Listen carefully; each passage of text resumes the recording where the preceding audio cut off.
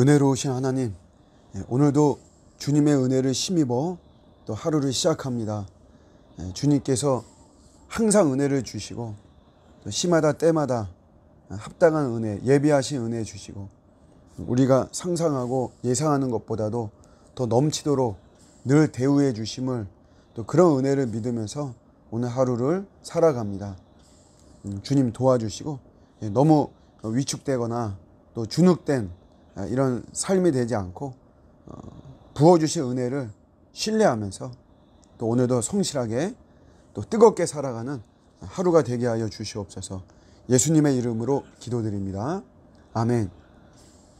오늘 주시는 말씀은 사무엘상 23장 1절과 2절입니다. 사람들이 다윗에게 전하여 이르되 보소서, 블레셋 사람이 그일라를 쳐서 그 타작마당을 탈취하더이다 하니, 이에 다윗이 여호와께 묻자와 이르되 내가 가서 이 블레셋 사람들을 치리이까? 여호와께서 다윗에게 이르시되 가서 블레셋 사람들을 치고 그일라를 구원하라 하시니. 아멘. 다윗의 영성을 볼 수 있는 그런 내용입니다.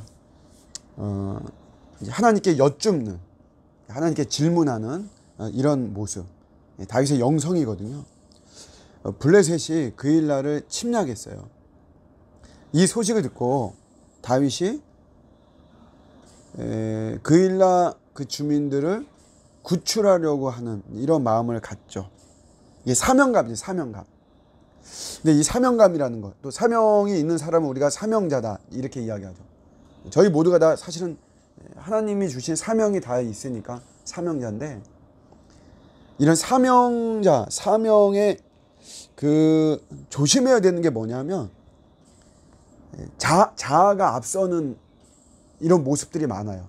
사명이 있는 사람들이 특별히 그러죠. 사명감이 불타는 사람들, 이런 사람들이 내 자아가 더 앞서 버립니다. 내가 해야 한다, 하나님 나에게 맡기셨다, 나는 그 일에 서원했다, 뭐 이렇게 해서 오히려 그 사명감 때문에 우리가 하나님보다 더 먼저 앞서고 성령님보다 먼저 앞서는 이런 우를 범하죠. 항상 우리는 하나님 따라가고 성령님과 동행하고 성령님의 지시를 받고 이래야 되는데, 하여튼 이 사명감이라는 게 좀 그렇습니다. 이게 불타다 보면 오히려 우리가 막 더 앞서는 이제 이런 모습이 있죠. 근데 다윗이 사실 이런 사명감 속에서 내가 그일라 주민들을 구출해야 되겠다 이런 마음을 먹었는데, 그냥 자기가 막 앞서는 것이 아니라 하나님께 질문합니다. 하나님께 여쭙죠. 다윗이 여호와께 여쭙습니다. 그일라 백성들을 구원하는 게 맞냐? 하나님께서 구원하라고 하죠. 그런데 사람들이 이제 반대하거든요. 또다시 물어요. 하나님께 다윗이 여호와께 다시 묻자온대 재차 묻습니다.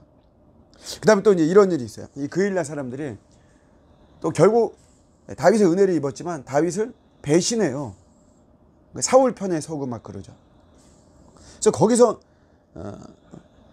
다윗이 하나님께 다시 질문합니다. 그일라 사람들이 나를 사울의 손에 넘기겠습니까? 한 번 질문하고 그 다음에 재차 또다시 이 사람들이 나를 사울의 손에 넘기겠습니까? 또다시 질문해요. 이 질문하는 거, 하나님께 여쭙고 하는 것들 너무 참 중요한 겁니다. 우리 영성 가운데 가장 이게 기본이 돼, 이 베이직이 되고 기초가 되고 뿌리가 되어야 되는 게, 이게 우리가 하나님께 여쭙고 하나님께 질문하는 거예요. 결국 기도는 그런 거잖아요. 기도는 내가 이것을 하겠습니다, 그러니까 나를 도와주십시오, 명령형이 아니고, 기도는 사실 하나님 제가 어떻게 해야 됩니까? 저를 도와주십시오. 제가 이런 마음이 들고 제가 이런 생각이 있는데 이렇게 해도 되겠습니까? 사실 하나님께 결제를 맞는 자리예요. 그래서 하나님께 여쭙는 이런 영성이 우리의 기본이 되어야 되는 것이죠. 그런데 우리에게는 질문을 안 하는 이런 모습들이 사실 많이 있죠. 또 질문을 해도 그 권위자에게 하기보다는 권위자가 아닌 상대에게 질문하는 이런 경향이 사실 더 많아요. 학교에서도 이렇게 보면은 내가 뭘 모른다 그러면 권위자인 그 선생님에게 질문하기보다는 그냥 뭐 내 또래 그냥 친구들한테 이렇게 물어보죠. 뭐 교과 과목 같은 거는 그렇다 치더라도 뭐 상담이나 인생의 상담이나 여러 가지 그 사춘기나 뭐 이럴 때 어려운 문제들도 사실은 선생님에게 권위자에게 질문하는 게 그게 가장 좋은 건데 질문 안 해요. 질문 안 하고 질문해도 자기 또래 친구에게 서로 뭘 알겠어요. 서로 장님이고 서로 소경인데. 저도 병원에서도 사실은 질문하면 권위자인 의사한테 질문해야 되죠. 그런데 이제 뭐 번거로운 문제도 있고 뭐 그러다 보니까 그냥 뭐 간호사한테 쉽게 뭐 질문하기도 하고 하여튼 뭐 이런 경향이 있습니다. 우리가 잘 질문을 안 하는 이런 모습들이 우리 신앙에도 사실 그대로 반영이 되는 이런 모습이 있어요. 끊임없이 질문해야 됩니다. 하나님께 질문해야 돼요. 이런 말이 있죠. 내가 오늘 출근하는데 버스를 타고 갈까 지하철을 타고 갈까. 근데 어떤 사람들 그런 거 하나님께 질문한다 이거, 기도한다 이거죠. 하나님 제가 버스를 타고 갈까요 지하철을 타고 갈까요. 그러면 어떤 사람들은 야 뭐 그런 것까지 하나님께 질문하냐. 하나님 자유의지를 주셨다. 이렇게 이야기해서 그렇게까지만 질문하는 거를 굉장히 경박한 것으로 또 미신적인 것으로 치부를 합니다. 물론 그럴 수도 있어요. 하나님 우리에게 주신 자유의지 완전히 무너진 것이 아니기 때문에 우리 로봇이 아니잖아요. 그러니까 하나님께서 우리에게 결정할 수 있는 것을 주셨기 때문에 지혜롭게 잘 결정을 하면 되죠. 그런데 우리가 한번 이렇게도 생각해 봐야 됩니다. 그런 것까지도 질문하는 자세가 중요하다는 거죠.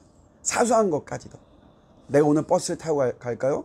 제가 지하철을 타고 갈까요? 주님 말씀해 주세요. 아마 말씀은 없을 겁니다. 하나님께서 야 버스 타고 가라. 야 지하철 타고 가라. 이렇게 말씀은 뭐 거의 안 해주실 거예요. 그렇지만 우리가 그런 부분까지도 우리 하나님께 질문하는 이런 자세. 우리는 너무 그런 게 없지 않나. 그런 질문하는 자세가 우리에게 필요하다는 거죠. 원래 근본적으로 하나님과 우리는 관계를 넘어서 교제가 돼야 됩니다. 교제. 하나님과 교제. 친밀한 교제가 돼야 되는 그런 관계예요. 그냥 뭐 왕과 백성의 관계, 아버지와 자녀의 관계, 조금 거리감이 있고 이런 것이 아니라 하나님은 그 거리감이 좁혀지기를 원하시는 거죠. 신앙은 거리감이 줄어들어야 된다 그랬잖아요. 주님께 더 가까이. 하나님께 이런 거 막 엿집는 거죠. 그래 하나님과 교제하는 거죠. 그 교제를 할 때 우리가 하나님의 마음을 알 수가 있는 것입니다. 오늘도 우리 다윗의 질문하는 영성, 너무 우리는 질문에 박한 것이 아닌가. 그런 우리의 신앙에 대한 부분, 우리 삶에 대해서까지도 소소하게 하나님께 질문하는 이런 자세 한번 다시 한번 돌아보는 오늘 하루가 되었으면 좋겠습니다. 오늘도 주님 안에서 승리하는 저와 여러분의 복된 하루가 되시기를 주님의 이름으로 축복합니다. 아멘.